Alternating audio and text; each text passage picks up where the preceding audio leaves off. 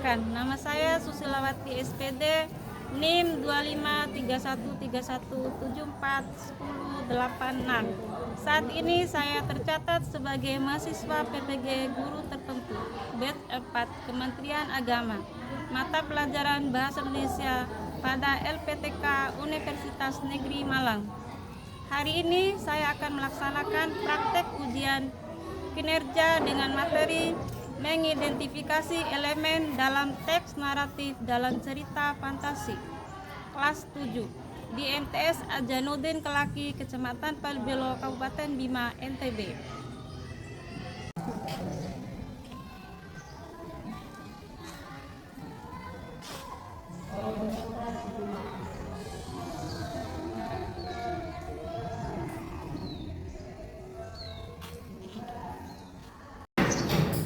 Assalamualaikum warahmatullahi wabarakatuh.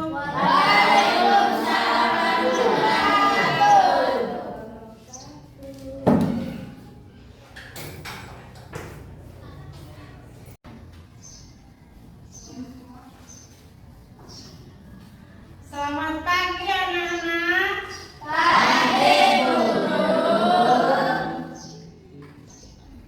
Bagaimana kabarnya hari ini? Alhamdulillah. Sebelum kita mulai belajar, kita berdoa dulu ya. Ayo ketua kelas, tolong pimpin doanya.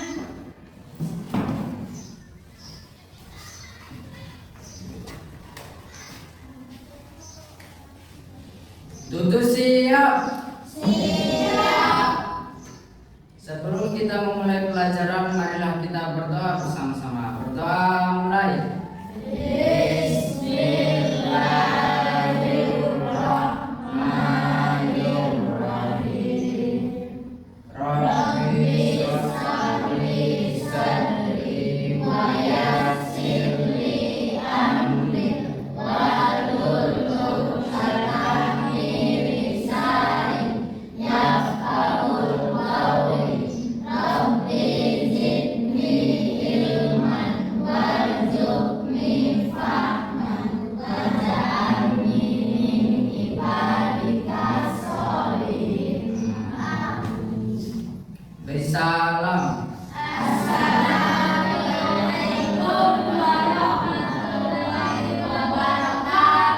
Waalaikumsalam warahmatullahi wabarakatuh. Bagaimana hari ini, ada yang nggak hadir? Berapa orang? 5 orang. Ada yang tahu kabarnya mereka kenapa nggak bisa hadir? Ada membantu orang tua di kebun. Ya, nggak apa-apa, kita maklumi karena ini kan lagi musim nanam, lagi nanam jagung, nanam padi. Ya udah apalah.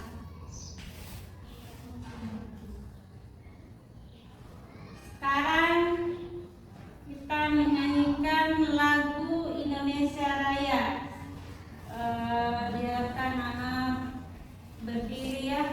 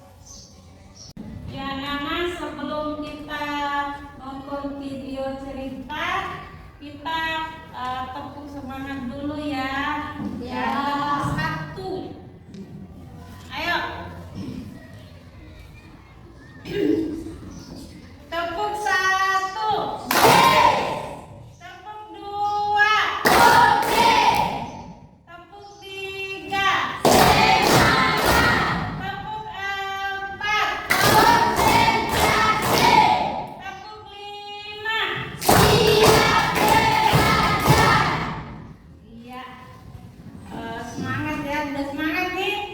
Sudah. Lanjut nih nonton cerita, video cerita.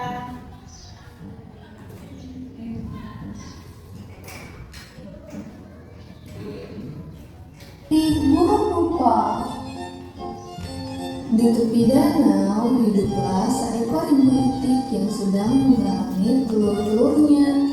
Satu persatu telur tersebut menetas. Betapa terkejutnya ibu itik saat melihat salah satu anak berbeda dari anak-anak yang lain. Anak itu tersebut berwarna abu-abu dan berbadan besar. Namun, ibu itik tak peduli dan tetap menyambut kehadiran semua anaknya dengan hati gembira. Saat ibu itik berenang bersama dengan anak-anaknya, hewan-hewan lain memandang anak itik yang berwarna abu-abu dengan tatapan mengejek.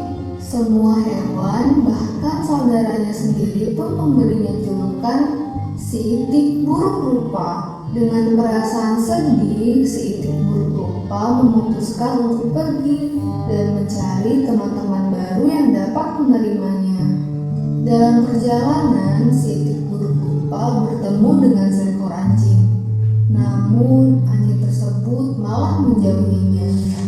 Si itik buruk rupa pun melanjutkan perjalanan. Dia merasa kelelahan dan tertidur di depan sebuah rumah. Datanglah seekor kucing dan ayam yang lantas mengusir si itik buruk rupa. Ia pun kembali melanjutkan perjalanan dengan hati yang hancur, karena ia merasa tak ada hewan yang mau menerima dan berteman dengannya. Tanpa disadari, musim berganti dan si itik buruk rupa pun tumbuh semakin besar.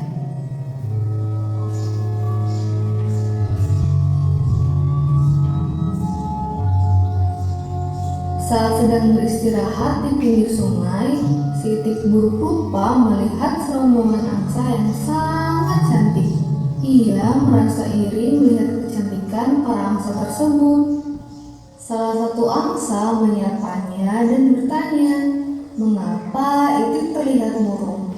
Itik pun menceritakan kisah sedihnya menjadi anak itik yang buruk rupa. Rombongan angsa hanya tertawa. Rombongan angsa mengajak si itik buruk rupa untuk turun ke sungai. Betapa terkejutnya si itik saat melihat pantulannya di sungai. Ia melihat sesosok angsa putih yang sangat cantik. Kini ia bukan lagi si itik buruk rupa. Dengan perasaan bahagia, si itik pun ikut terbang bersama angsa lainnya. Janganlah menilai dirimu lebih rendah dari orang lain. Karena setiap orang diciptakan memiliki kelebihan dan kekurangannya masing-masing. Ya, tadi kan kalian sudah menonton videonya kan? Iya, betul. Sekarang Ibu mau ada pertanyaan. Satu, pertama, cerita itik buruk rupa termasuk cerita fiksi atau non fiksi? Coba ayo. Ia termasuk dalam cerita fiksi karena hasil dari cerita rekaan atau khayalan yang dibuat berdasarkan imajinasi pengarang, bukan dari kejadian nyata. Pintar. Sekarang nomor 2 lagi ya. Disebut apakah pelaku dalam sebuah cerita? Disebut tokoh. Pintar. Sekarang terakhir ya, nomor 3. Mengapa tokoh dalam cerita harus memiliki karakter? Agar cerita itu menarik dan mudah dipahami. Kita sudah mengerti semua ya. Ya, Bu. Sekarang kita masuk ke materi. Pengertian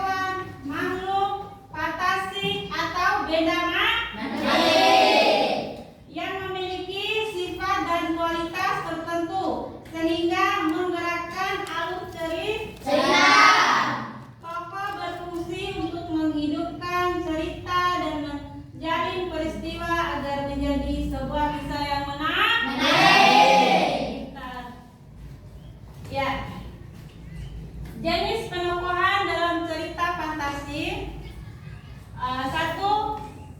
Protagonis adalah tokoh dalam cerita. 2.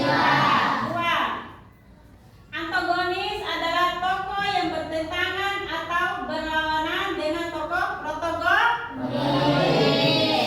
3. Tritogonis adalah tokoh menengah yang merendahkan pertikaian konflik antara tokoh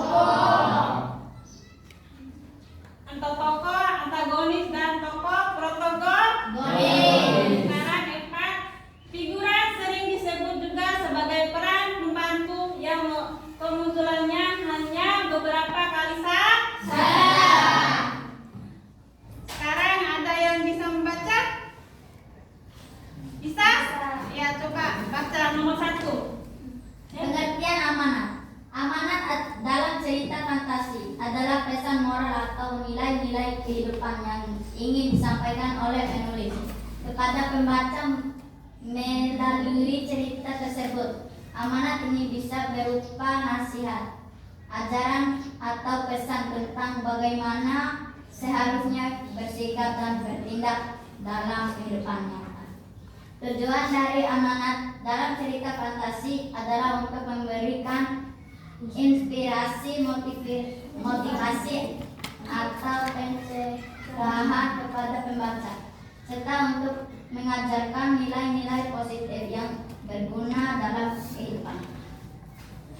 Iya, terima kasih, tepuk tangan.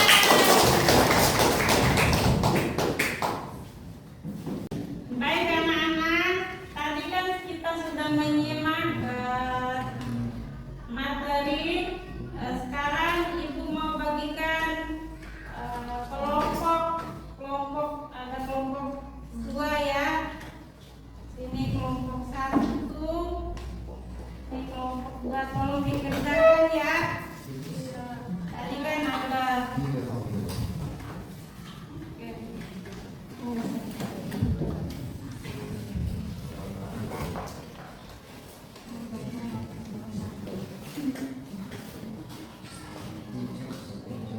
Waktunya 5 menit ya. Cepat kerjakan.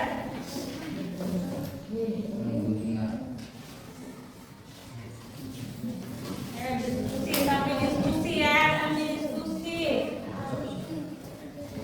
Sambil diskusi.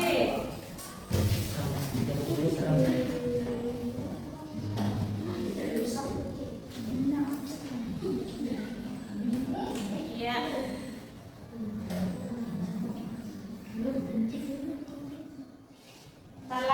Sebentar lagi tuh waktunya habis tuh, sebentar lagi cepat.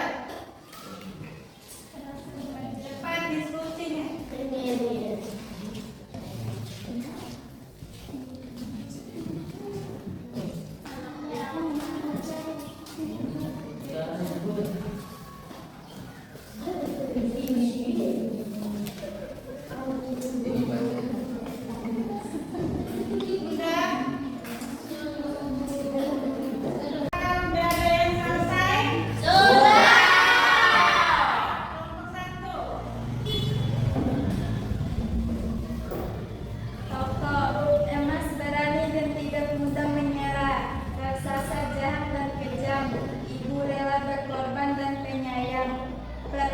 Betapa penolong dan bijaksana.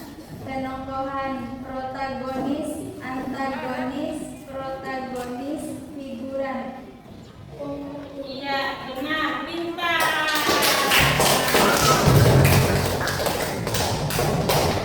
Sekarang kelompok 2 lagi. Gimana? Udah ada bisa?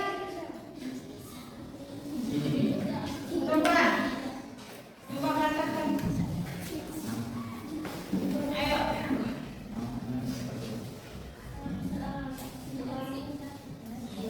Bentuknya berani dan cerdas dalam menghadapi masalah. Emas tidak hanya mengandalkan keberuntungan, ia menggunakan kecerdasannya dan keberaniannya untuk melawan raksasa yang jahat lebih kuat. Ketika ia dikejar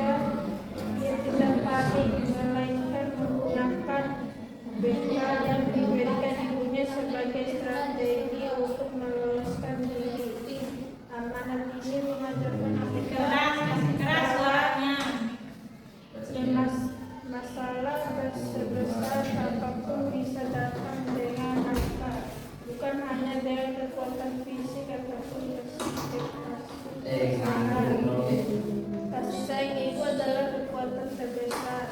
Ibu yang mas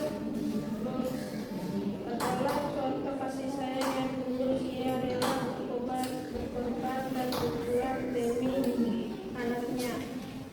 Dan sebelum hari yang dijanjikan tiba, ia telah mempersiapkan segala sesuatu untuk mendidik emas. Anak ini menunjukkan bahwa kasih sayang dan pengorbanan orang tua adalah fondasi yang paling kuat bagi keberhasilan anak-anaknya.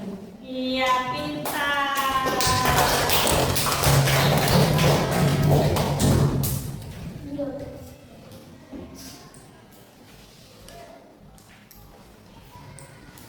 Ya, baik anak-anak, kalian sudah bisa menjawab pertanyaan ibu tadi dengan benar. Sekarang ibu akan berikan refleksi. Ya, pertanyaan ya. Ya, Bu. Bagaimana perasaan kalian setelah mengikuti pelajaran hari ini?